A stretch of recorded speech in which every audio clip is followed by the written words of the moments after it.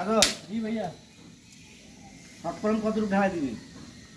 ওই যে আপনি যে দেখাই দিয়েছিলেন এটা আপনার ভীমের টপ, হুম এখান থেকে 10 ইঞ্চি নিচে ঢালাই দিব।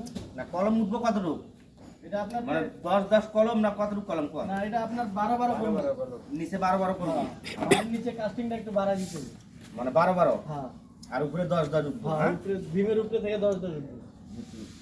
তো এটা নেবেলে যা এটা নেবেল। হ্যাঁ হ্যাঁ হ্যাঁ হ্যাঁ এটা যদি নেবেল হয় বড় বন্ধ 10 ইঞ্চি ডাউন কইরা হ্যাঁ হ্যাঁ হ্যাঁ শর্ট কলম ঢালাই দিবি। হ্যাঁ হ্যাঁ এইটাই। হ্যাঁ হ্যাঁ।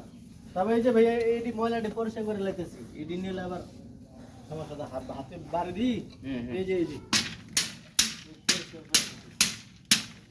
আপনারা হয়তো বা একটু সময় যাবো আর কি, হে আর কোনো কিছু করতে পারতো না।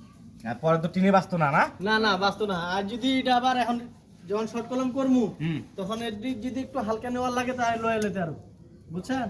হুম। কভারিং যখন দিমু তখন আমি একটু হালকা চাপা চুপাই লয়ে লইব। আচ্ছা আজকে যে কোনো প্রকার হোক 4টা কলমে আজকে খারাপ করে ফেলবো, শর্ট কলম দিয়ে দিবি। আচ্ছা ঠিক আছে। আচ্ছা।